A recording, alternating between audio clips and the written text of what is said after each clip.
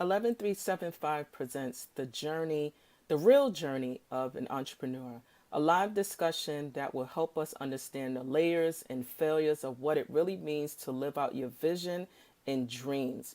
During this series, we will talk with a number of individuals who have made the leap in the areas of finance, business consulting, real estate development, mental wellness, and as an author. We will also discuss the importance of managing our finance and the importance of collaborating with others to meet success. Please like and subscribe on YouTube and Facebook at 11375. And we thank you so much in advance for supporting, watching, liking, and sharing this information on this journey. Stay tuned, there's more to come as we considering to unpack all of what it really takes to be a real entrepreneur on this journey. We thank you so much for your support and stay tuned.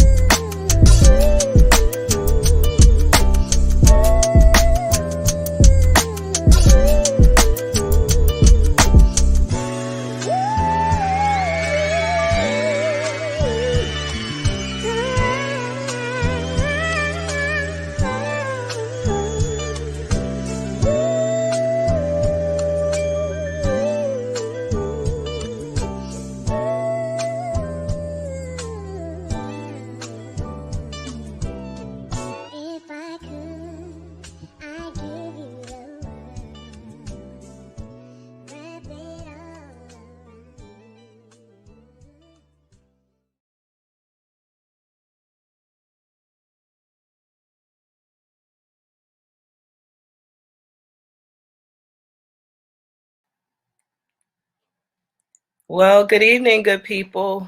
How are you? I hope that you are doing well, wonderful.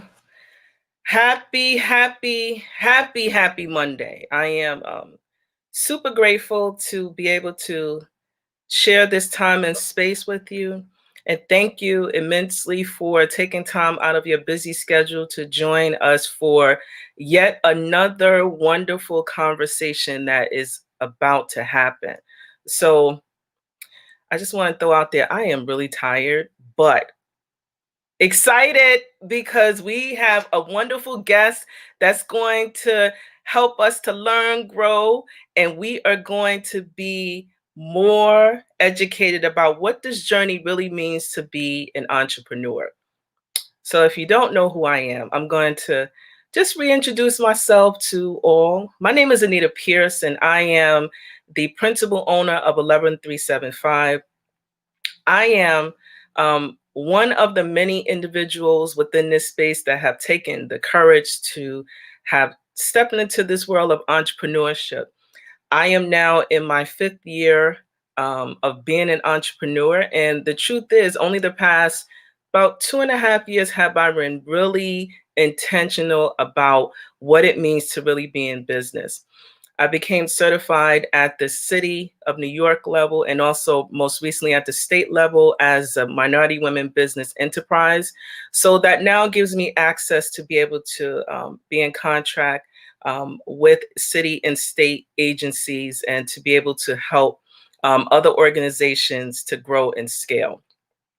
We provide foundational support to a number of small businesses. We are business coaches, and we help to connect mission, vision, and strategy with purposeful impact. Because what we believe is that even though we're in business, you don't necessarily have to be a nonprofit in order to make social change happen through your business. So we are really good at connecting the dots with strategy, connecting the dots with other organizations. So if you are looking for a really dope and amazing business coach, that will be, I'm one of them. So please, just consider connecting with 11375. We are on Facebook, YouTube, and also you can connect with us on LinkedIn. I have over 15 years of financial services experience coupled with strategy and also nonprofit management as well. So you're getting a lot of, that experience coupled with what I'm learning now as an entrepreneur, all combined in one package. Some of the things that, I want to mention before I introduce our guest for the evening is the importance of what this series has done for me personally, and hopefully you've been watching along at your leisure or joining in live. This series is called The Journey of an Entrepreneur 2.0. And what does that look like? We've been having some really intimate and dope conversations about what it really means to be an entrepreneur, particularly in 2020. I think that when we all join and turn the page within the calendar, I think for the most part, we were all really excited, about what we anticipated and hoped for 2020. Needless to say, I don't think any of us had any idea as to the changes that it would have within our personal, business, family life over the past couple of years, past year. And so, as we close out what has been probably something that we will look back and just say, at what point are we going to wake up from this change? We have to also decide if you are still within business as to how you are going to be showing up in 2020. I'm sorry, 2021. Please do not inbox me and tell me that that we're carrying on 2020 into the new year. But just think about some sort of a strategy, some sort of, new ways that you can really put yourself out there. And here's what I mean. Again, none of us can really predict, what's going to happen in the new year. However, we can really put ourselves out there and map out a sketch, be it if you have a business plan, which you really should just really dust it off if you haven't had a chance to look at it in a while, and just think about how you can show up in your space at your comfort level for the new year. Think about collaborations. What ways can you really and truly collaborate. Now, I want to also just put out a interesting thing that I've been noticing, in terms of collaboration and virtual networking. We're in this digital space, and just for example, the platform of LinkedIn.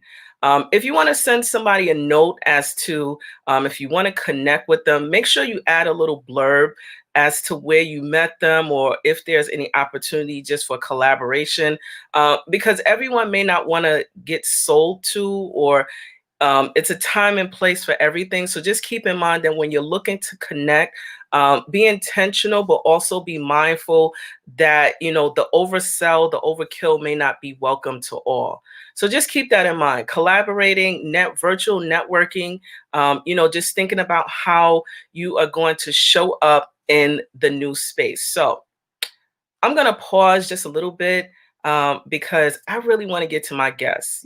You all can connect with me later on, but I really want to get to who we are going to be having a wonderful conversation with this evening.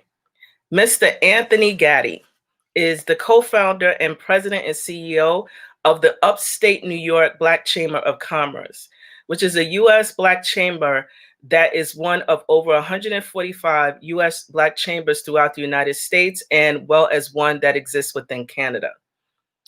The Upstate New York Black Chamber of Commerce was founded in February of 2019 and is based in Albany and serves the upstate New York region, including the capital region, Rochester, Syracuse, Kingston, Poughkeepsie, just to name a few cities where it has engaged since its infancy. Anthony was raised in Albany and is a graduate of the Albany Academies and attended the University of Chicago, where he majored in economics before transferring to the University of Southern California. Anthony is very active in the community and having served as the vice president of Schenectady County Public Libraries, the NAACP, and the Empire State Black Arts and Cultural Festival, and several other organizations. He also currently serves as the vice president of Fourth Family, an Albany-based nonprofit that focuses on teaching STEM through sports. In his spare time, like, can you believe he actually has spare time with all of that? In his spare time, Anthony enjoys spending time with family and friends. He enjoys reading, traveling, movies, listening to music, and playing guitar, inspired by all things Van Halen. Whoop, whoop. So welcome, Anthony. Hello, everyone. Welcome. Thank you. I'm doing well, and yourself? I can't complain. I told you I was tired, but I can't complain. Right. I believe me. I know the feeling. I can relate. Yeah, you have a lot of activities. I'm like, woo, when do you have time? Well, 4 or 5 hours of sleep, and it's go, go, go. You know, I might doze off and get a little power nap in, depending on the schedule of the day. But there's work to do. Yeah, that's very true. So Work to be done. what don't we know that's is not in your bio? What secrets can you share? It's not in your bio. I think that I'm pretty simple. I'm pretty much an open book. I mean, everything that's in the bio pretty much captures the essence of who I am. Unless you want to know like my zodiac sign and things like that. I mean, if you really want to share.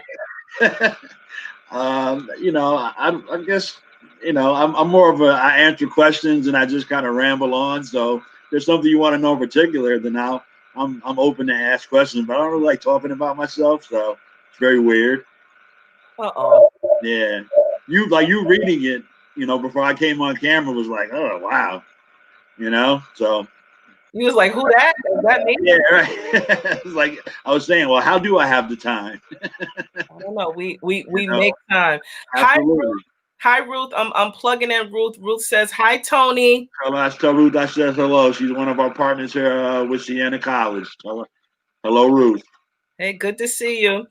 Thank you for joining. So I want to really unpack. We have the Upstate New York Black Chamber of Commerce, which had just started in 2019.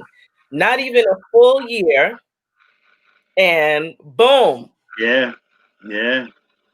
You know, we had just come off of our celebrating our year one anniversary in February, and heading into March, we had a couple of what we thought were impactful events. The first being our one of our core initiatives is Black Wealth 2020, which focuses on creating and establishing generational wealth and equity within our communities, and it focuses on banking, business, building businesses, and home ownership.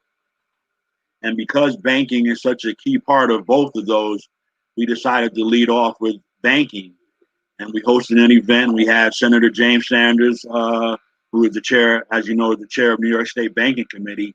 He came down as our keynote speaker, and we talked about, the lack of, you know, um, black banks in our communities, the lack of access to capital, et cetera, et cetera. And then, who knew when we were talking about that, what would happen, months later. Right. And then a week after we did the Black Wealth 2020 on banking, we hosted an event called Ready, Set, Work, which was a workforce development themed event with two of our members, one being Alliant Workforce Solutions and the other with Albany Can Code. So it was an event around workforce development geared towards coding, STEM. And that was the last event we did, and I believe that was March 10th. That weekend, um, everything got upside down, So even with those events, attendance was starting to wane because we kind of knew we were kind of under threat of something that we had never experienced. So we had a lot of registration, but people were starting to get a little leery about how not knowing. The unknown was even scarier than what we knew. And that was the last event we did. I remember it vividly, March 10th. Ever since then, I think we've all been kind of adapting to, this new reality. So I'm just going to put this up. Hi. It says, hi, Tony, you're being very modest. What about all the work you're bringing with diversity to the Capital District via the connections you're making with other organizations? Good evening, and thank you for joining, Ms. Hi, Cricket. To Cricket's point, we have been really involved, and even before the conversation around diversity, equity, and inclusion kind of was pushed to the forefront, we understand the fact that here in Albany, in the capital region, we don't live in a city that a lot of our other, family members within U.S. Black Chambers who are based in Atlanta, Philadelphia, etc. Cities with, higher demographics of Black community and Black business owners. Here in Albany, in the capital region, it's not that way. So we were already kind of in that diversity inclusion space before it became kind of the thing. And we built our organization that way from day one. It's how can we, in addition to being the voice of Black business and often the eyes and the ears, what can we do to also engage with our community at large? Because there are different ways to support Black business. You can be a customer who may not be Black, but you still support Black businesses. There are other organizations and businesses who would be able to help our businesses by providing technical assistance. So there were different ways for us to engage and understanding, where we are, and utilizing that unique value. In addition to being based in the state capital, which is I think something that really sets us apart as an organization. When the work that gets done in the space we operate in as an advocacy group, as you know, legislatively, well, all those things happen right here. Okay. And we feel, there's only, that's why I mentioned to you earlier about transitioning from not just being a capital region based organization, but we have to also own the fact that there's only one state capital per state, and that gives us a level of influence that's different than New York City or other cities that are within this New York State space. So we have to understand that at the same time, and how we build our organization has to be built accordingly. So what was it like, starting up and like really, because you started to touch on, the fact that this is in Albany, levels of influence. You can create change within legislation. So what, in addition to, that, not that that's not important, the small businesses, the policy changes, et cetera, as Mm-hmm. to the reason for the co-founding specifically within the region up in Albany. Yeah, well, if I can, go back a few, Hmm. months before that, the idea around launching this organization was one based out of need as a business owner, and and then engaging with other business owners because we had started a networking group for us to kind of get together, and it wasn't structured as a referral where you could only have one type of business per industry. It was more opportunity for us to get together and break bread and have conversations about business. And what I discovered was that many of us were going through the same challenges.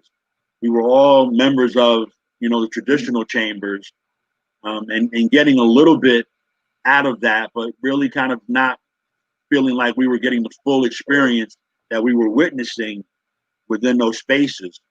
So this organization was really, born out of my own um, um, moment of facing what I was going to do with my own business as a publisher, and then meeting with other business owners in different industries who were facing the same challenges. And from there, that's kind of how it was born. And then we reached out to U.S. Black Chambers, once understanding that they didn't have a presence in upstate New York.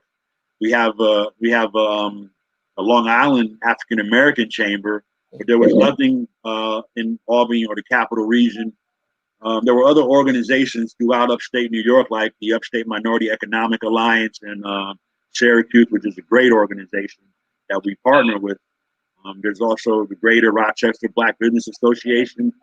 There was nothing that had that chamber of commerce attached to it, that you knew you were going to be part of something that was bigger than just your one organization.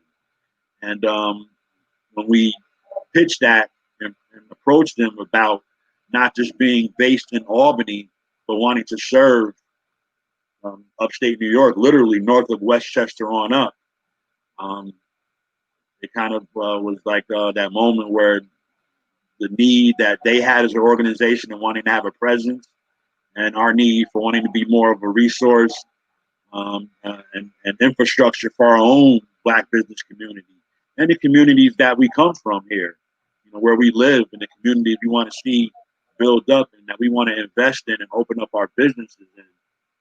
We needed something that was, you know, um, the foundation of that. We often have these conversations that are about the chicken or the egg. Well, we were talking about something that we defined as the farm.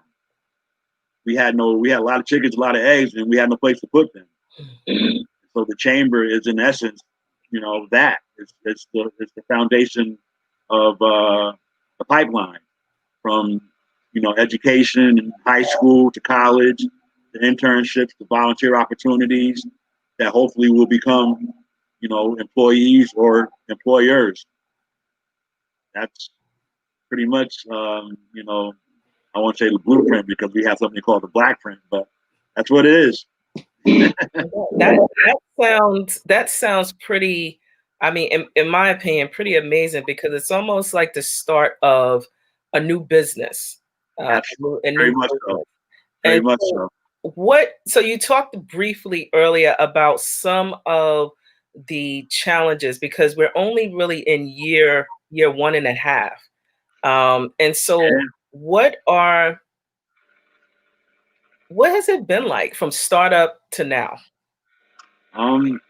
Like every other business, when it's yours, you eat, sleep, breathe. You're the first at the office, last to leave. Um, you put in the most hours. You're the last to see whatever compensation comes from it. It's consuming. It's even when you're not thinking about your business, you feel like your business is thinking about you. You keep a pen and pad handy or your phone. But if you're passionate about it, you love it. So you don't mind going without A, B, and C because it's not just an expense, it's an investment. And it's not just, and with something like this, it's not just an investment in me as my own business. This is an investment in whoever, becomes a member or as a client or customer or a partner or ally or friend. So that aspect of it, I probably underestimated in the beginning what it would take. Um, but I was fortunate to have, two good co-founders, fortunate to have 144 other Black chambers, leaders, presidents that I can pick up the phone at any given moment.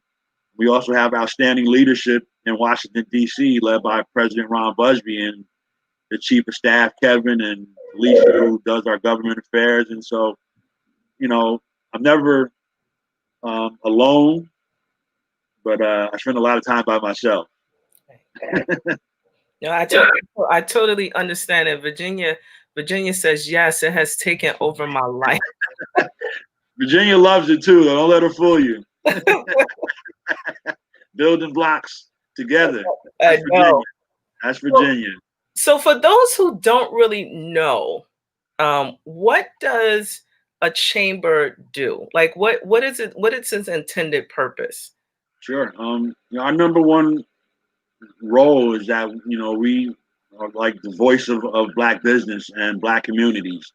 That's number one. And oftentimes that also means if you're going to be the voice of, you have to make sure you're saying the right things and representing the right messages and talking about the right things. And that requires also being the eyes and ears of those businesses too, because you want to make sure what you're speaking up and speaking out about. So, there are a lot of times when, even though we fancy ourselves as the voice of Black business, I'll be in a meeting and won't say a word, but I'll walk out with the most notes because I'm just quiet and I'm just taking it all in and I'm just writing and making sure I know who said what and where to find. So it's really about being the eyes and ears so that when it comes time to be the voice of, I'm basing it on solid information, which is sometimes an often underestimated and undervalued resource.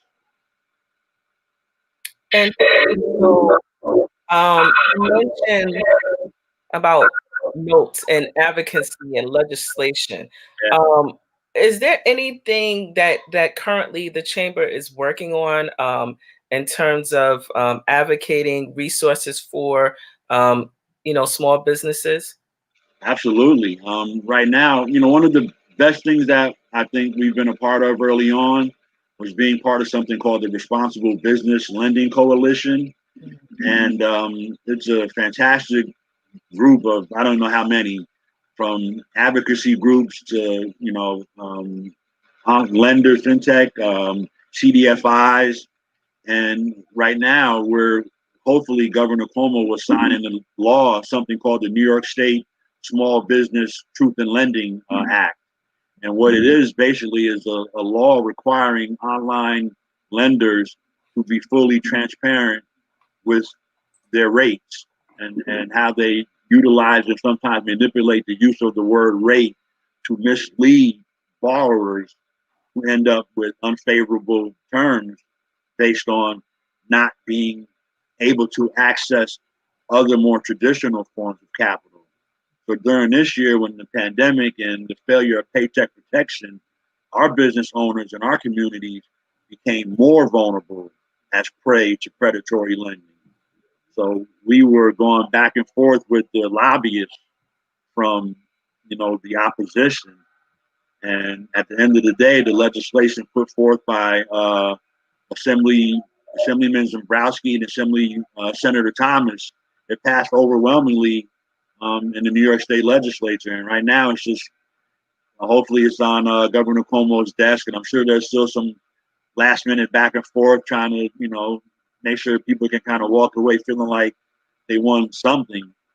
But at the end of the day, this is about protecting our business owners and our communities from predatory lending, plain and simple. And when it gets down to the bottom line of that, the lane for compromise became very narrow. And we'll see how it plays out. But it's up to Governor Cuomo right now. We felt like our role in that was probably our most significant accomplishment of the year in terms of advocacy, because for us to be in that space as a baby organization and to be one of the voices of that, and for us to really kind of step to the forefront as a advocacy that group that advocates on behalf of those who are most vulnerable after paycheck protection. So if you're a business owner, you can't even get emergency lending from, what choices do you have if you're trying to save your business? We already lost 40% of them aren't coming back regardless. So we were more vulnerable to this, and so we'll see. But that's probably one of the best things we've done in the legislative space this year. I have a question that's coming up. Hi, Miss Roxanne. She says, is this new legislation included for mortgages as well? That you just mentioned, the Small Business Truth in Lending Act? It's more geared towards just I just said small business lending. But lending is lending. If people are utilizing those types of companies for home ownership and mortgages, the language will the rate is the rate. So I'm sure it could be applied to that as well. But we didn't advocate specifically when it came to that aspect of the legislation. It was more about small businesses following the failure of paycheck protection program. But if you have a good relationship with your bank, feel free to ask that question, especially if this becomes law.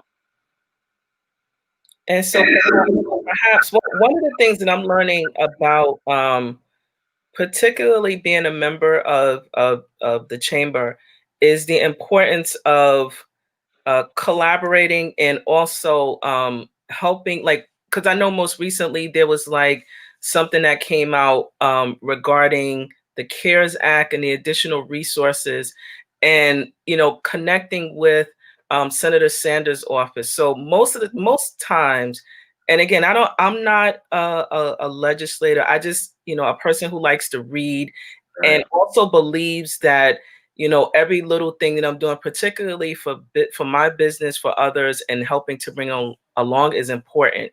So while I'm not in the full legislative space, what I am recognizing is the importance of lending our voice.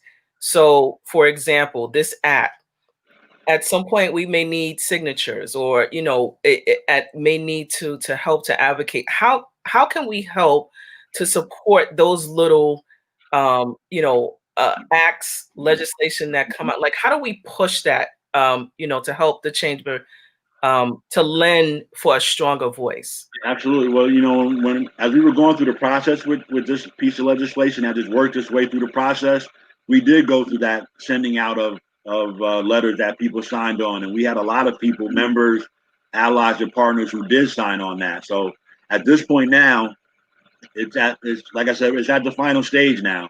But I'm sure down the line there will be something else that we will be able to sink our teeth into, and we'll have this experience to lean on, and we'll be a little bit more proactive early on in the process and getting the information out. One of the things that we want to do as an organization and going forward is to be able to have a person that's dedicated to that space, where she or he spends the majority of her or his time at the state capitol, building relationships, staying ahead of the information flow. So that way, the quicker we receive it, the quicker we can get it out to our members and to our constituents, and to our communities. But you have to engage in the process. You can't just wait for advocacy and engagement on the national level. They say all politics are local. You have to engage at the school board level, the city level, the county level, and the state. and let that work its way up. So, we'll get better at that as we, continue to move forward and as we build our own business, this chamber, to be able to educate, our members and our constituents and our community about how to effectively engage in the process. And I think that's something, we'll have this experience with our friends at the RBLC to lean on going forward with that part of the work we do. Now, what's the RBLC? That's the Responsible Business Lending Coalition that I mentioned earlier. Got it. Yeah. I wanted to make sure. That's just a great group of people that I've been able to learn from. They pushed me and inspired me and given me a platform at times to kind of lead the group, even though I'm kind of the rookie to the group. This has been a great, it's just something that I'll cherish the experience for a long time. It's always in my back pocket. Because sometimes with this type of work, you don't always get the luxury of being friendly.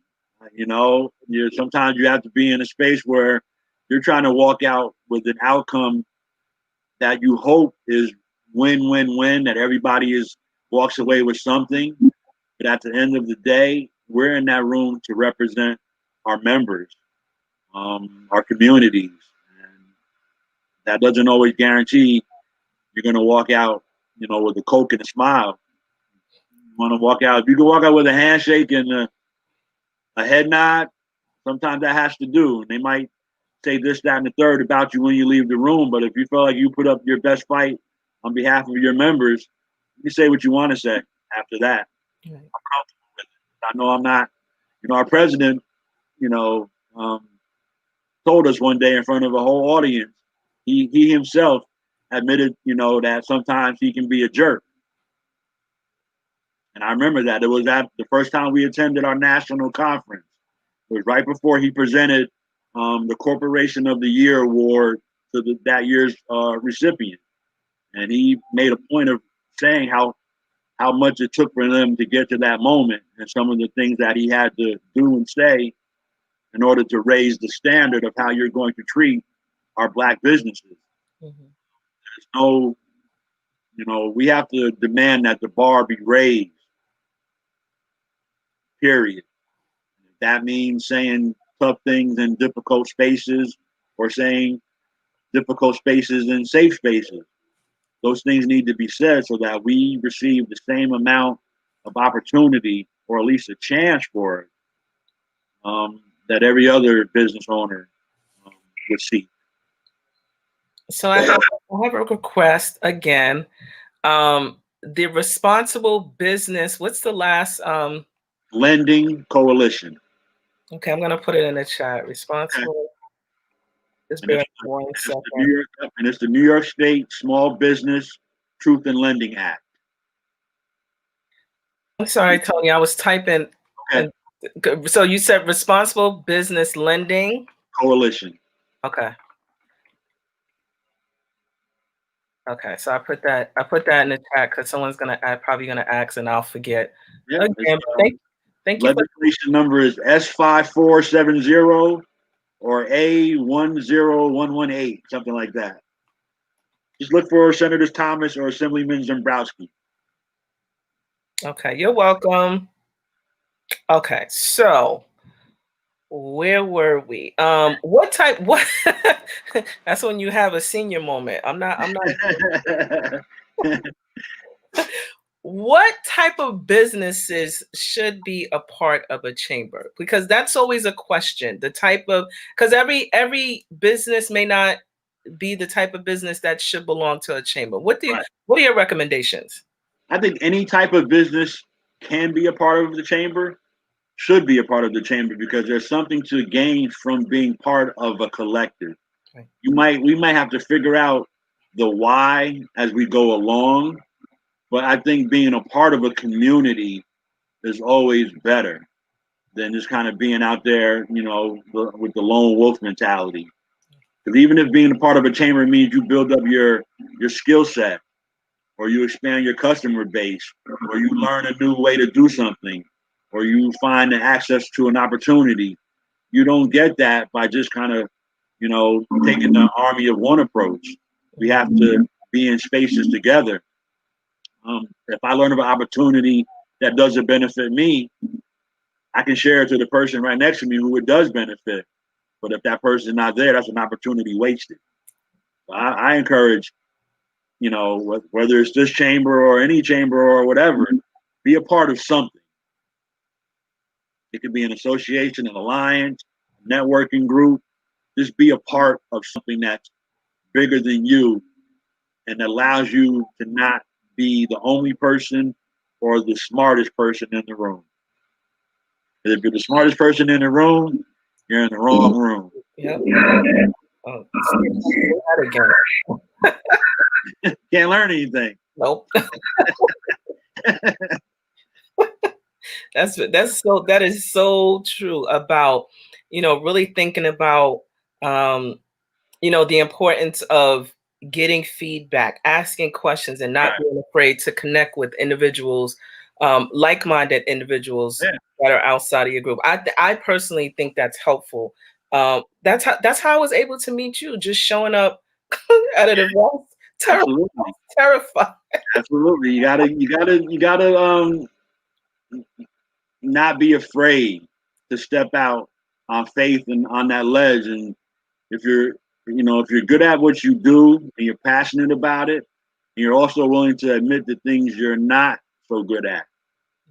Don't be afraid to say, I don't know. Every time you say, I don't know, there's a chance of somebody who does know to help you. So, but just got to be out there. You got to be among something bigger than you. So Ruth asked the question: how big should a business be to join the chamber, and what's really in it for a person or organization who wants to join? How big and what's in it for them? We have members from sole entrepreneur, sole proprietor, one person operations that are trying to build up, all the way up to larger organizations and corporations that aren't even based here in New York. For example, the cable network Ovation TV is a member. They're based in Los Angeles, but they have goals to do things in New York. We have members that are based in Florida. The Cochran firm is a member. Like that Cochran, is a member. So you can be a small one person, or you can be 100 plus more. We have bank members. Those are larger corporations. What's in it for them is a voice. Again, eyes and ears. Somebody that's going to look out for their best interest to help them do what they do better. If they're trying to build their workforce and become more diverse, you always know that you can reach out to us, and we're going to try to help you identify top talent. But we're also going to demand that you pay them as top talent. So that part, and not just being a membership organization, but also being a resource organization is just as important. So I think, what's in it for anybody joining us is representation. Somebody that's going to always look out for you, that's going to always be accessible and available. We focus on advocacy. Access to capital is always a priority. We have to do better at that in terms of building our relationships with our banks and credit unions, which is why when we launched, we specifically went out and wanted to really go aggressively and bring bank members and credit unions into the organization. We can start to build our relationships with them. Unfortunately, we didn't really have the time to do it to the benefit of them when the unexpected happened. And as much as, I can introduce you to a person that I know at a bank, you don't inherit that relationship automatically.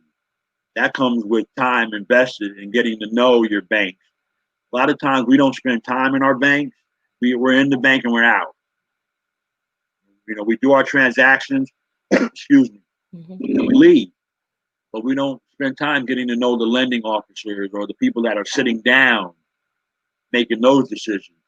So when Paycheck Protection rolled out, if you had that relationship already, because your organization was scaled up, staffed up, and all of that, you knew the lender. You knew about Paycheck Protection before the majority of other people did. So when it dropped on Friday night, you were ready.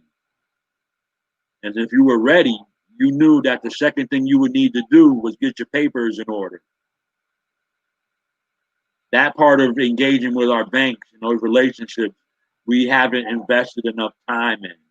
And that's something that was going to be a very much a priority. Like we would have been able to do that this year and it would have been more effective.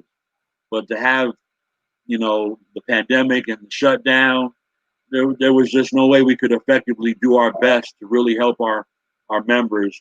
And honestly, I don't know that Paycheck Protection Program was designed for that anyway. For us, if you really want me to be truthful, it was more designed for the people that benefited. The Shake Shacks and the Ruth Chris's, and I mean, I got a list somewhere at the office where one day if I meet anybody from those places, I'm gonna have to have a talk with them because it wasn't meant for them. But because they have the relationships, so that's something that's going to be a priority next year. Is making sure we find out where our members currently do their banking and how they've been treated at those banks. And if they haven't been treated the way we feel like a 10-year customer at a bank should receive proportionate level of engagement, we need to know that. And it's very interesting that you mentioned about the importance of relationship building across all lines. And this, you touched on something that I think I agree is very important about, understanding who's within the bank. It's not just the teller. It's not just transactional. Oh, It's transitional. more, We got to be transitional. right. It's more, and also, just thinking about the art of networking. So Linda, you touched on something about, how in many spaces, we bank, we do our transactions, but we don't really take, that extra time to really get to know about the bank that we're banking with. Because, most of the times, and I did it myself, when I was looking for specific banks, I was looking at the fee scale, right? Mm-hmm. And how much I don't want to pay to the bank, right? Right. And then as I matured and understand, okay, well, that I need to, at least meet with my lending institution or my bank at least 3 times a year. That's what I put into practice now versus before. So let's unpack that just a little bit more, because I think that since you brought it up, I think it's an important conversation that we should continue, because oftentimes when we're first starting, particularly as a small business, those are things we just don't know. We're told that when we're creating an LLC, we need an EIN number. If we're planning on having staff, we need a bank account, but we just find a bank based off of fees instead of building a relationship. You want to just elaborate on that just a little bit more? I think you pretty much nailed it. I think, here's the thing though. We're so attuned to wanting to save time, but we don't consider what we lose when we do save time. But how quick is it to get all your transactions, direct deposit, all that saves you time. I'll go run to the ATM instead of going into the bank. The things we gain by saving time, we don't stop to think about what we may have lost. So in the context of for the sake of conversation, banks, look at what you're trying to build in terms of a foundation. It's built on 4 corners. That's solid. A lot of times, because we're so focused on, as they say, we're trying to get the bag. Well, the bag is at the end of that journey. The most important resource we can ever have is people. Human resource, human capital is number 1.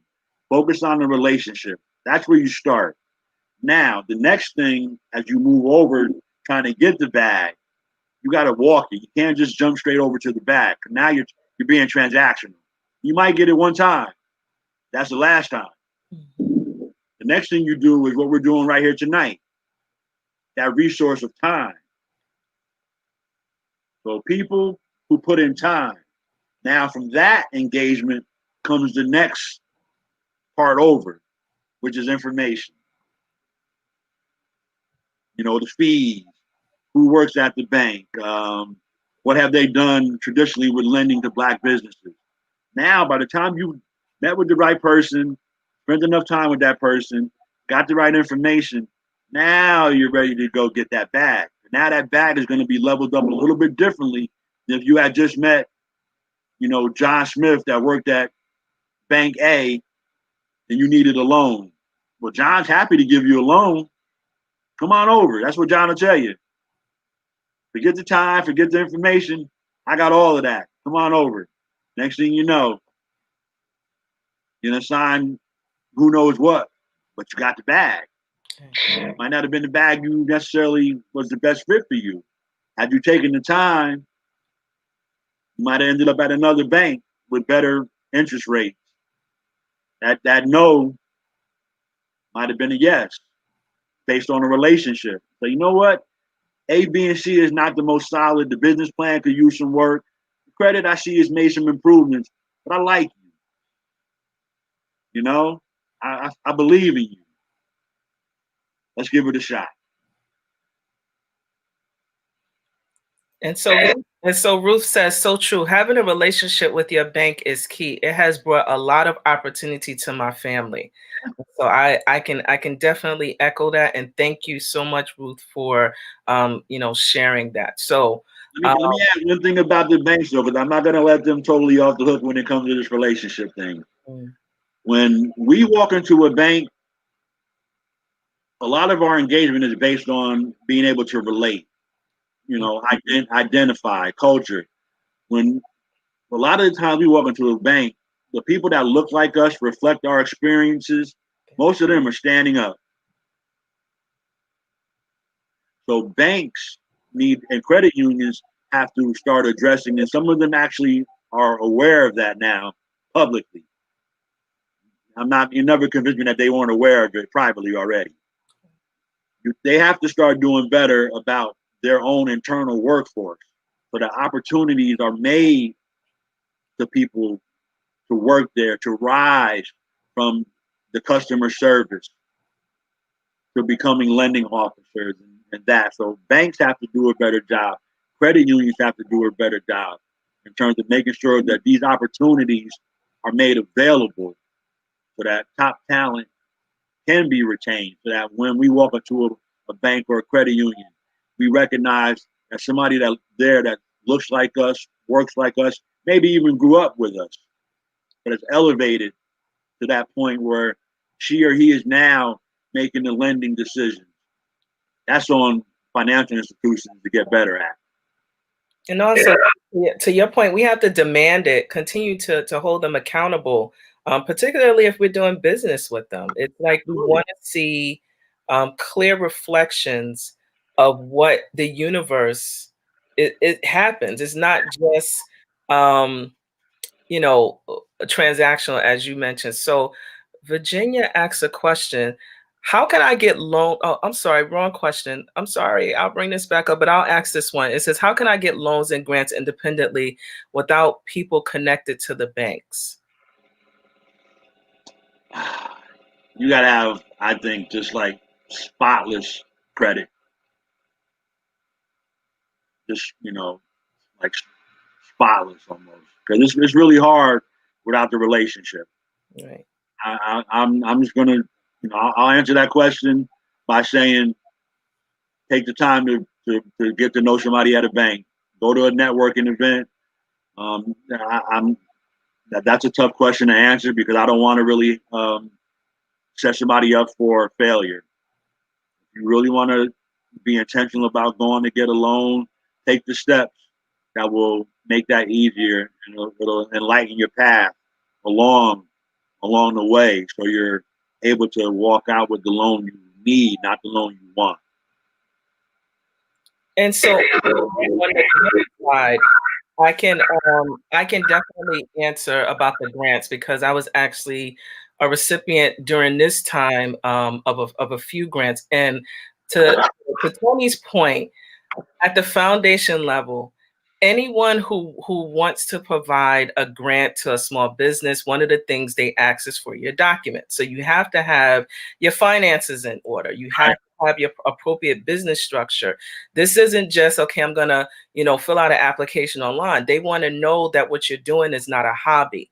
And Right. so you have, when I mean you, it almost sounds so repetitive as to the reason why we're encouraging all businesses, even if you have to create a Google Docs or you know uh, have a folder on your laptop, desktop, or even on your phone, where you have all of those documents in order. Basic, your P&L statement, your taxes, your business certificate, how you're set up as a tax structure. Mm-hmm. Do you have an account with Dun and Bradstreet? Like, do you have business credit? Those things are really important. And to what Tony mentioned about having a relationship, it's about having your documents in order. So about the grants, you can do a number of searches. I know the SBA has. I saw something through Black Enterprise. They had one for Yeah. Comcast. There's a few that are out there, but again, what I am emphasizing from my experiences, particularly over these past couple of months, it's literally the same documents that they want. They want to know that you are a financially sound organization, or even if you're not financially, how do you explain, what specifically your business is, like what's happening in your business, and that's all shown within your finances. So creating a file with all of that stuff, and they may ask for more, but that's why you got to reach out to your squad, your accountant, your business That's consultant, right. your chamber of commerce, to be able to help you to get the additional things you needed for the grant. Now, for loans, that's a whole, some of it is similar. However, but for the grants, I can assure you that is what is needed to apply for grants. Same thing. It's not all that much different in the loan or grant space. Yeah. One is just one you got to pay it back. The other one isn't. Right. But you also have to prove, what you did with the money. So Right. it's about, Right. an account of, what did you use the money for? Did you use what you say you was going to use it for? Is it, some of it is for technology. It's just a good practice to be able to account for those things, whether you take notes, whether you keep your receipts, using tools such as QuickBooks or an Excel spreadsheet, if that's your cup of tea, to be able to document all those stuff. And I just want to emphasize that is what, at the baseline is, just making sure your documents in order. So Right. I hope, Shamira, that helps on the grant side. Yeah. We don't want to give you like the incorrect about loan, but definitely, Right. from my experience, the grants is just providing solid documents, applying, and if you happen to know someone there, maybe just getting some insight that can help with the relationship. And it doesn't happen like overnight, and there will be a lot of rejection before you get the Yeah. yes that you're looking for. So be prepared for that. Right. And do your research in advance, as there are opportunities out there. But every grant application will have a section called use of funds. And that's the section that Ms. Anita is referring to right now, where the loan, they just want to make sure you pay it back, and can they make money off of it? That's the premise of a loan. But with a grant, there's meticulous documentation and paperwork and process. You might have to go through one review and then a second review and then an interview. So be prepared, to be prepared to win the grant, is what I guess we're saying. Don't just be prepared to apply for it. Be prepared to receive it. But that's when the real fun begins. Yeah. And so Virginia, you had another question. I apologize for skipping over. It says, what would be steps to make your own credit union? Do you know that? What I will say is that we are already in conversations about that. We just don't know whether or not it'll be a credit union or a bank. But it's probably, I really couldn't answer it during the course of this conversation. But I would be happy to speak with Virginia about that anytime. But it is something that is a priority. As I mentioned earlier, with Black Wealth 2020 and banking, we have to start having more banks in our communities. Doesn't guarantee we'll get loans from them, But if we don't have that presence of a bank in our community where we can put our money, build off of it, but that is definitely something that we have been working on throughout this year, and there'll be some information about it soon. And I'll be more than happy to speak with my friend Virginia about that. So I have a follow-up. Really talking about relationships and banks, but what about relationships and networking? Because I'm struggling with the term. Like, I know what networking means and what it's supposed to mean, but it's more about really creating genuine and intentional relationships. Right. What's your take on that? Because again, we're in this digital space, and I've just had some weird interactions, and all I keep thinking is maybe because I run in the space of I consider myself like old school, new school. Like there's a middle of relationship building that is needed, right? Mm-hmm. So when I first meet you, I'm not going to ask you for $100, essentially, right? Right. So that's the type of that's what's happening. Not that someone's asked me for $100, but they're asking for things.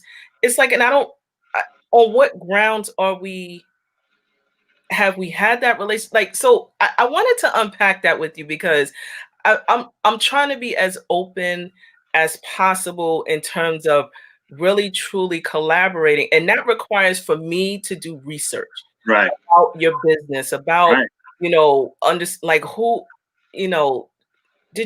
what type of reputation do you have? And it's the same, vice versa for me. I don't expect people to, I don't want to say jump in bed because my husband is watching. But, but I understand what you're saying, though. In theory, it is kind of like speed dating in a lot of ways, if you let it be. I was laughing when you were saying, because I know what you were thinking. It's like, it is kind of like that. If you don't prepare for it in advance. It's like going to a dance and everybody that, asks you to dance, you say yes, or you're asking everybody to dance, and that way you're not really spending any quality time. So with networking, and I've learned this too, I know from experience, most times people walk into a networking event and they got a bunch of cards that they want to hand out, and they got a bunch of cards they want to collect. And so it's just, bouncing around the room within that hour and a half or whatever. But you don't want to be the first one there. You don't want to be the last one to leave. So you got to maximize your time in between those two. What I've learned is that it's better to know in advance who might be there, what they do. Put your time in with those people, even though you haven't met them yet. If the sponsor is a bank, you're gonna know that the bank's there. Do your homework in advance. Don't try to walk out with as many cards as you can, because they're going to end up stacked up, bundled up, rubber band. I got a bunch of them somewhere around here from experience. You never get to all of them.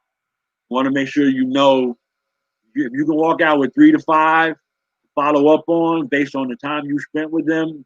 You kind of hit it off and built a little chemistry. And you might want to go on a quote unquote second date. It's quality over quantity, essentially. So prepare in advance and follow up afterwards. And utilize those same skills in terms of building relationships. Listen more than you talk. Remember what you've heard. Even if you need to sneak away and write it down real quick before you forget, or record it on your phone, whatever. Try to retain as much as you can. That's going to be the next thing you talk about next time you see that person. And always focus on what you can do for that person, not what that person can do for you, because you know that like the back of your hand. You need to learn what you can do for that person. You can give them a win too. It's so interesting that you mentioned that, because when I remember when I would go to events, I would write before smartphones became really popular. I would write the date that I met the person, what we talked about, and also what I would do is stay up late and send like a thank you email just so that I can remember what, or put like, some sort of email trail behind it, because it's just, you may, like you said, I have stacks of business cards, and unfortunately, it's not like I want not to connect with you. It's almost about proper time and appropriate time and space Right.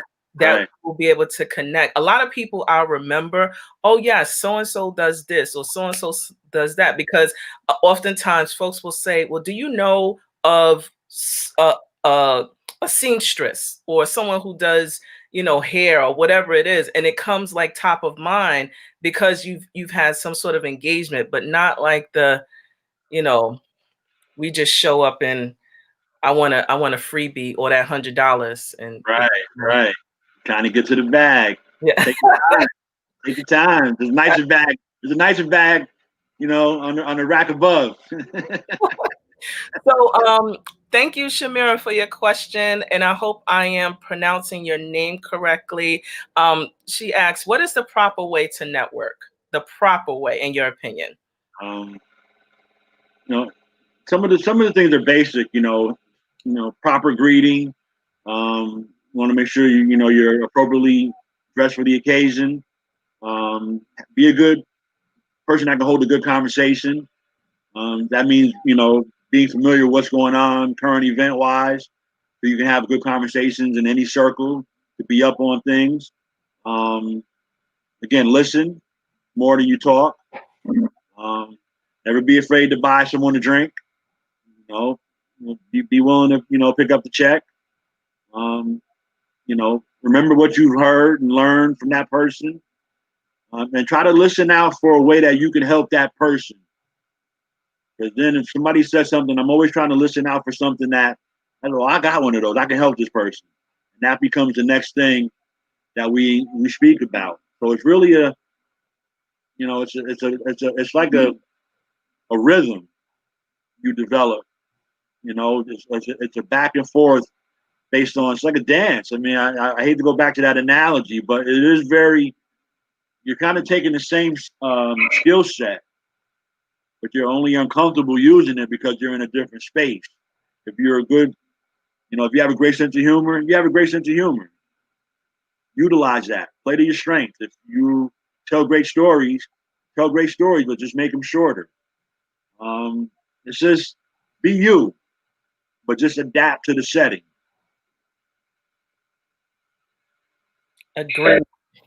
Agreed. Agreed. So we are coming up upon our hour, Tony, and it's hard to believe that we've been chatting.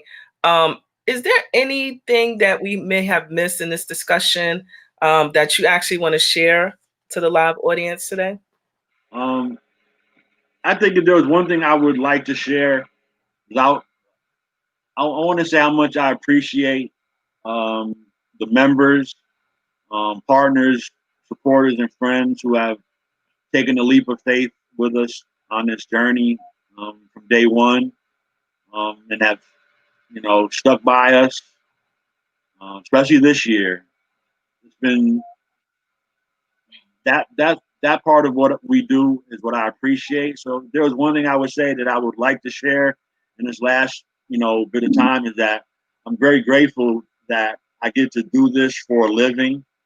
Um, I'm honored that people would invest in us with their hard-earned money so that we can represent them, and to see some of them grow and trust in us when we tell them yes or we tell them no, but to believe in that there's a reason why. So we have a business owner named Marie who recently opened up her own, floral shop, but she was going through a bunch of obstacles to get to that point. We were there with her the whole way.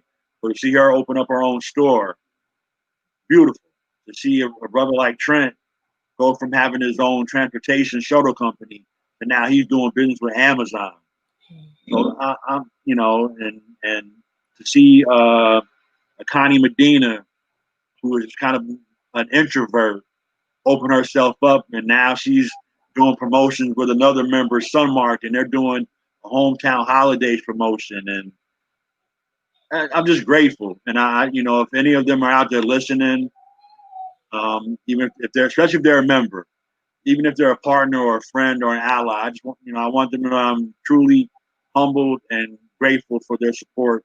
You, Anita, obviously also as a member, I think you know what I'm talking about.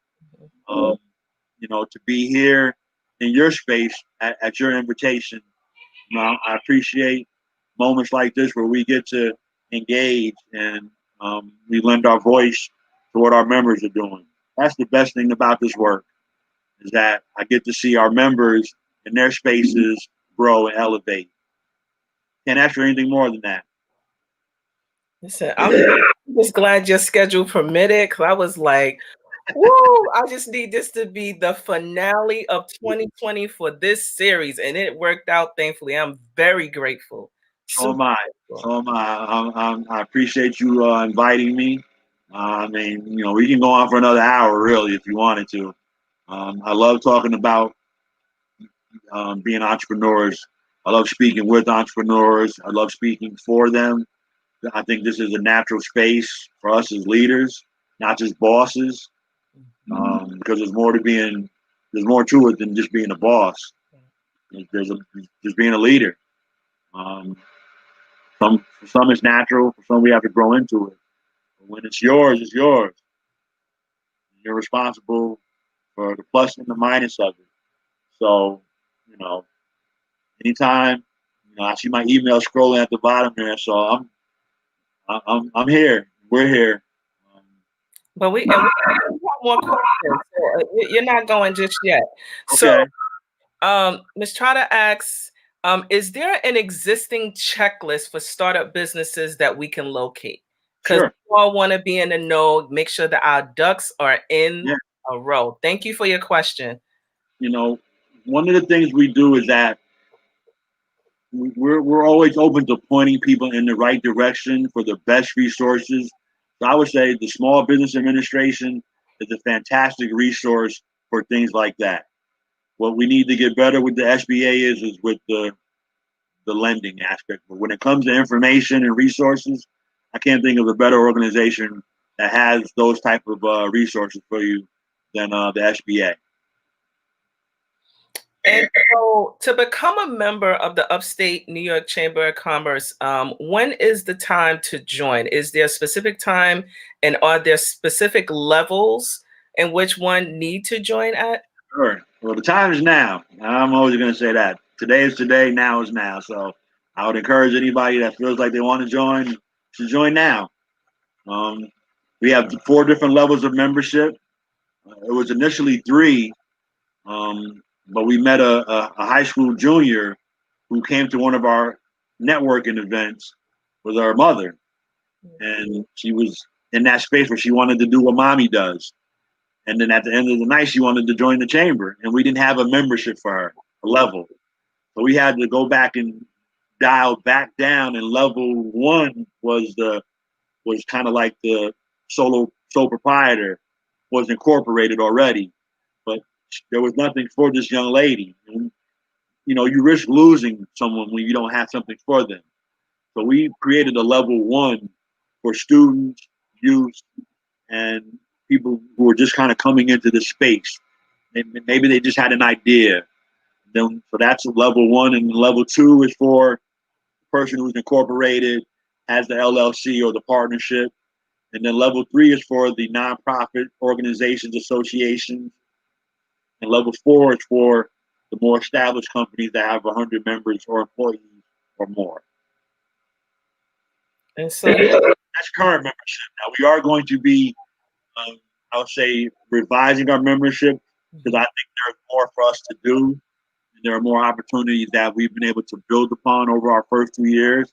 But we might be able to start looking at our membership in terms of how do we broaden out into partnership opportunities that would demand a lengthier level of engagement. So that's something we're working on now. Right now, levels 1 through 4 are kind of where we are right now. So I would encourage people to take a look at our current website. I say current because we're having a new website done as we speak, but the information there is still valid. And so you all heard it here first. Join now. Join now. Join now. It's a great. I joined. I want to say, was it last year or this year? I can't remember, but I know I've You're been. 2019. You're 2019. Yeah. So I'm one of the new people. Hey. everybody's everybody's new.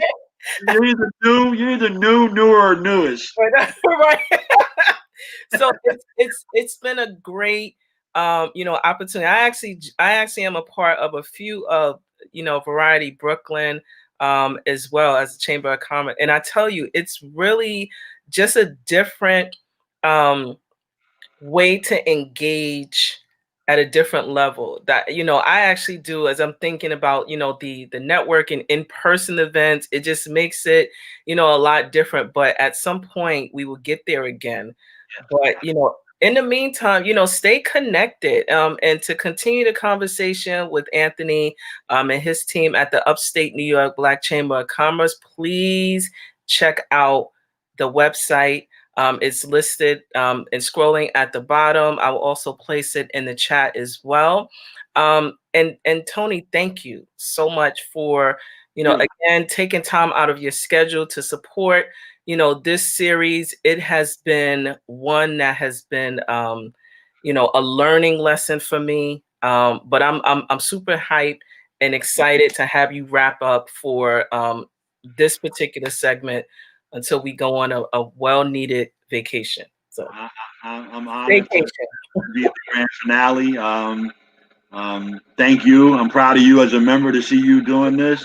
Thank It's you. exciting to see you be in your space and for me to be a guest. And you know me, I'm always available for members. So it's just a phone call or an email or a text away, and I'm there. Very much appreciate you. So I'm just going to check really briefly to see if there's any more questions, because I know that we're in the typing digital space. It's almost like we need to create something where we could just bring members on and just kind of like have them speak, so maybe that's an idea that we can kind of work through. So Absolutely. I know the Zoom thing. I've been on a few Zooms where everybody's on screen and it's just wide open. yeah. I had a lot of fun with those too. Yeah.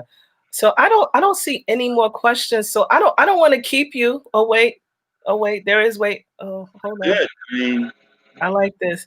Thank you for sharing what you know on behalf of the national. What is it? The national. See, I can't really see. I hope it's a fellowship. We were glad to be here. Thank you. Please do not just my eyes. Just forgive my eyes. But thank you for joining. Thank you so much for joining. This show and all the rest of the shows will be on replay on 11.375 and also on YouTube. So please stay locked and loaded for more information. If you missed something, it will be here. You can watch it over a cup of tea or other. So Tony, thank you so much. I'm going to send you virtual hugs and kisses. And again, to my husband, I know he's watching. I'm not hitting on Tony. This is what I do. I give virtual hugs and kisses to everybody. Member engagement. Just member engagement. All it is, I want to hear it. So yeah, it's all jokes, all teasing. Yes.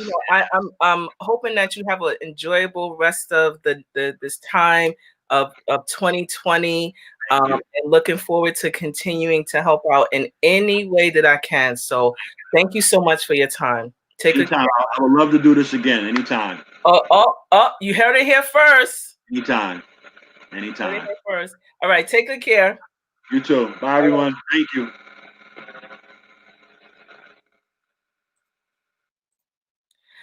So yay.